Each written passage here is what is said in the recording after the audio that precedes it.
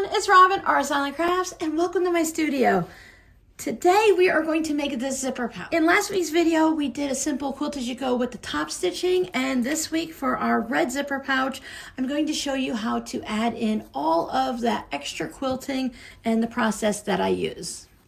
Both of these pouches are available in my Etsy shop if you're interested in purchasing either one. Whether you like the gnomes or the little peppermints, I love the snowman on the back of this. Let's get sewing. I like to store my projects in these little short Dollar Tree bins. It allows me to keep everything in one place and not lose things. So I have everything in here ready to go. Just as a reminder from last week, I did pull this fabric out for the lining. I've marked my lines on here with the Hera marker just to go ahead and do some quilting on it. I think my plan is still to do some cross hatch, so that's just one direction, so that's gonna need to be quilted. I have my batting piece. I like to go about 10.5 by 8.5 to start with. For projects like this where I do that quilt as you go technique, it just gives me more room to add extra pieces on without having a huge pouch or a small pouch. This technique will work with any size of fabric and any size pouch you want to do. My zipper is wider than my project. For me, I just find it easier to sew the zipper in when it's wider than the project. My fabrics are larger because there's no sense cutting it down and then finding out that the piece was too small. This is what I'm starting with. I feel with just this small amount of fabrics that I should be fine, but I do have my Christmas bin behind me ready to go if I need to pull in more fabric. I already have the lining right there, but if I were using a different lining, I could bring the lining into the pouch if I want, or the outside fabric. If I had more of this, I could do that. To start with, I'm going to go ahead and quilt my backing, and that's just simply by following on the stitching lines. I'm going to use a matching red thread because I kind of want it to blend in. I don't want to have on this project something stand out. You can use any color thread you want. I could go with a white thread on that, but I'm just going to stick with red all the way through just to keep it one color. When marking my projects, I just use a Hera marker, and that leaves that little bit of a creased line in the fabric that I can follow. I don't worry specifically about setting up the 45 on here and making sure every piece is exact. You can do that. I tend to just go corner to corner and then just run the Hera marker along there. And with a 12.5-inch ruler or anything that's a half, I can easily just put the 11-inch on there, so now that section's 1.5 inches, and I don't have to worry about lining it up directly on 1.5 inches. And then I just keep moving it down and marking the lines. My back is all quilted. I always flip it over. In the past, I didn't, and halfway through a project, I'd find that maybe I missed one of these lines.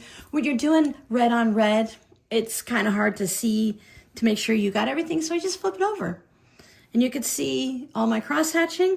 I won't cut that down until I finish the front of the pouch, just like I have not cut my lining fabric yet because I don't know what size this pouch is going to be. I have an idea, but I don't know the exact size. There's no sense cutting it down until I know what I'm working with. I'm going to keep a pair of scissors over by my sewing table, so as I'm working on these, I can cut that extra length off. When I'm looking at this pouch to begin with, if this piece, I know 100% this piece is going up here, I can go ahead and trim it. I just like to leave a 1/4 inch, 1/2 inch past the fabric as a just in case, and then I can just trim that off and use that on my next pouch. As you see, I'm only doing this technique of the quilt as you go on the front of the pouch. The back is one solid piece of fabric. You can piece both sides. I just like to highlight the front and then just put a fun fabric on the back. I have pieced both sides before. I feel like this is a good way to do it because this is exciting and then the back kind of calms it down. Most of my pouches will have more fabric than this. I only have 5 pieces here. Just because I was only looking for red fabrics and I really like these and they were large enough pieces. I also like to work with rectangles and squares. I will bring a triangle in occasionally, especially to put it up in a corner area. However you like working with your fabrics and whatever size and shape you like, this project's going to work. For this pouch, I'm going to put the snowman right in the center. You can choose to put them on point. Maybe you want your main piece of fabric over to the side. I like the idea of building this kind of like a log cabin and just let this sit in the center. I'm using 100% cotton batting. So let's take this over to the sewing machine and we'll start our quilting. Each project I work on might be a little bit different, but I know for this project, here's my centerpiece and my next two pieces are going to be on the left and the right. When I put those pieces on, they go like this. So I want my quilting to follow this direction. So my first piece, I'm going to quilt left and right. It's not super important. It's what I strive for, but there's a lot of times where I'll forget and I'll just automatically go up and down when I knew I wanted to go in a different direction. Every project's going to be a little bit different and it's just going to be based on what fabrics I'm going to put next. Most of the time I do a center one and I work around like a log cabin. So I'll turn it this way and I'll start a little bit in, 1/4 of an inch, 3/8 of an inch, whatever. I will be sewing another piece of fabric on there. There's really no sense quilting right at the edge unless you need to hold it down. I'm just gonna use the side of my presser foot as my measurement, and that should give me about a 3/8 inch quilting. Sometimes I go down to a 1/4 of an inch, sometimes I do more. It's a per project decision. I quilt starting either right on the fabric or just past it. When I put that next piece of fabric on, that's going to cover up the edge here and all of my stitching, and it's going to reinforce holding those stitches in place. Lift up my needle. I just slide it over to the other side of my presser foot. I'm right down in the center of it. If you want, you can go ahead and trim off that original thread. If you have super fluffy batting, then you may need to put your stitching line, your quilting lines a little further apart. This is a process and it will take some time. The more you do it, the faster you get. My square or rectangle here doesn't have perfect angles and exact sides. I did not specifically trim it up for this project. If it's a little wonky, that's okay. If there's a section that I don't want, I can always trim it off.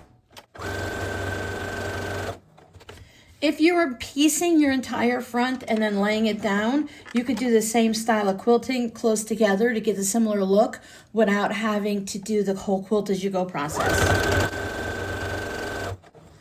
My machine does not have an automatic thread cutter, unfortunately, so I will trim my threads. You can take it over and give it a good press. For this process, I usually don't have to worry about that. Now my next piece, I do like to go just a smidge past the original piece just to make sure that when I flip it, I don't have any weird wonkiness going. I can trim off any extra or I can just leave it. Less than 1/4 of an inch, I'm not too worried about. I do have all of this extra past here and I usually like to leave it and then trim it later. And when I get close to the edge, I can bring this up, go a little bit past. I like to put a little crease in it. Just makes it easier for me to cut a straight line because, as my grandmother always said, I can't draw a straight line or cut a straight line. Then I can fold this up on that little crease. I went and got my big scissors because those little ones are super sharp and these also have a longer blade and it's just easier for me to cut. The little tiny ones that are super sharp, I'd have a really jagged edge. Just come on back and then finish it up. Now I can take this over to my iron and press it over, or if you want to just stay here, you could finger press it. My first line of stitching, I like to have more of a top stitch, about 1/8 of an inch or so, a little bit more. And then I'll continue on with the side of my presser foot, 3/8 of an inch quilting. And that'll give me that top stitching that I want right there for that look. And then I can just move over and continue on, and I'll quilt this all the way over to the edge.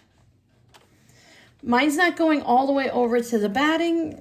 I'm not too concerned. My pouch size is going to be what it is, but if I needed it to be exact, I would make sure that I have another piece of fabric.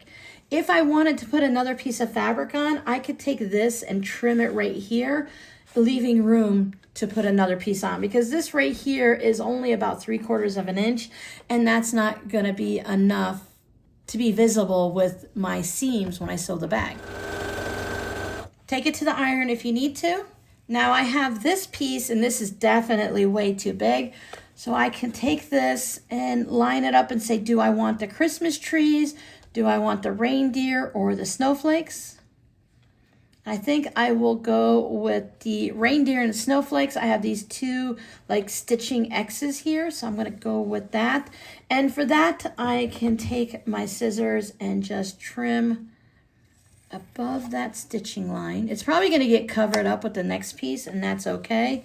And then here, I know, just don't cut your batting. Make sure you sneak underneath there. I'll just use this dotted line to help guide me. This is a fun piece. I will save that for a fabric postcard because that's just a nice little piece to add on. Put this right sides together.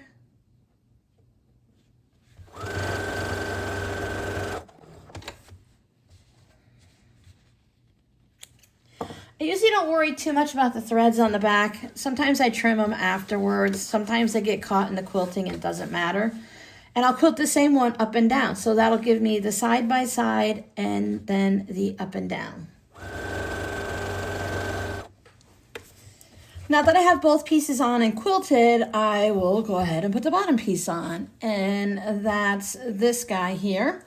He's a little wrinkled, so I'll take him over and give him a nice press because I don't want to quilt a wrinkle into my pouch. Now my bottom piece here, the snowman, of course, is a little bit shorter because I let these guys go past. I will line up my candy canes with the snowman and put it down that way. And for this one, it looks like I can cover the entire side of the pouch, left to right. I do want my pouch to be reasonably straight on the bottom, but at any time I could just go like this and either consider this as part of the batting inside and the stabilization, or I could remove that fabric. Sometimes I will unpick my stitches just to make sure. Again, with the white fabric or a light colored, I'll unpick it and trim it off so that I don't have too much showing through. One of the benefits of the red fabric, we don't have to worry about that.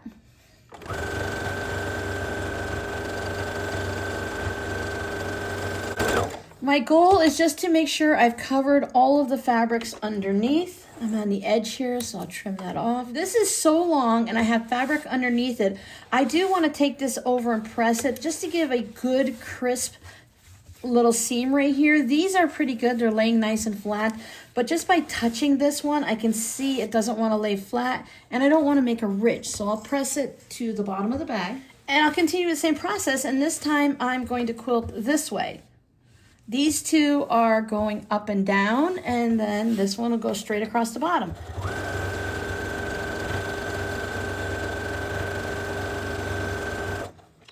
I'm going to continue quilting this, but I thought I would just go ahead and add the top piece on now while we're sitting here at the machine. This piece is a little jagged on the top. That's going to come off the top of the bag when I trim it, so I'm not going to worry about it. This piece is reasonably straight on the bottom, making sure I'm covering up all of the fabrics underneath. If I can see them peeking out just a smidge, then I know I'm good. But the fun part for me is it doesn't have to be exactly perfect. I don't need to worry, are all of my points gonna meet? Is everything gonna be in a perfect position? I will also take this one over and press it, top stitch it, and then I can do my full quilting across the bottom. I do like to flip it over, and there you can see all of the quilting. It's kind of fun to see. I like to trim around the batting just to remove that extra fabric. I don't want to think my pouch goes all the way down here when I'm trimming it. And for me, this just makes it easier for me to visualize where everything goes. Back to the Christmas bin. And these pieces here will just go into my fabric trash. Now that I know that I'm looking at the actual pouch material here, I can take my ruler. I'm going to look at this side here. That is the smallest that I can possibly be. I can't put my pouch over here. And I know that across the top, I'm pretty close to the batting. I do have a little bit showing. That would be in the seam allowance. I can just take this line or this line if I want to make it nice and even, if I wanted to have a certain look and a direction to the pouch. So I can scoot my ruler down so that I'm matching up on some type of a line there and then line it off there. This top piece goes up a little in this corner, so I'm not gonna be able to use that as a straight edge. And then I can just take that off and take the top off. And now I have two straight sides to work from. And at this point, I can move it around and figure out, I have the 8-inch line right here, and I can still see fabric and batting sticking out, so that's great. And 9 3/4 is gonna put me really close to the edge, but it looks like I'll be able to do it. So it looks like this pouch is going to be 8 inches wide and 9 3/4 inches tall. So now that I know it's 9 3/4 by 8, I can trim this. I can trim it to the same size and use those measurements, or I can just put this piece down and trim around 4 sides, making sure I don't cut through the original front of the pouch. Spin it around, trim the last sides. And there's the front and back of my pouch equal. I'll need to press this fabric and then cut out 2 pieces the same size. Now that I have my 2 lining pieces, I'm just gonna sew it up like a regular zipper pouch.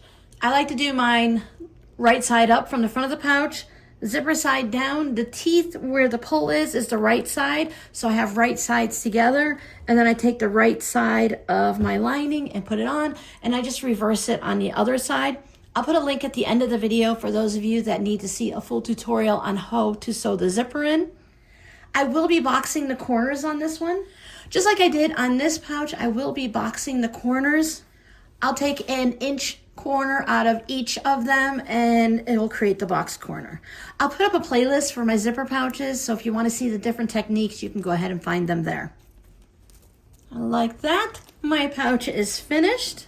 You can see the boxed bottom, quilted back. Of course, I added a tassel. I thought a white one would be nice just to accent against all of the red. And there's my lining. So I think it's a pretty good winter theme. You can also consider it Christmas, just because, I don't know about you, but I tend to mix winter and Christmas together.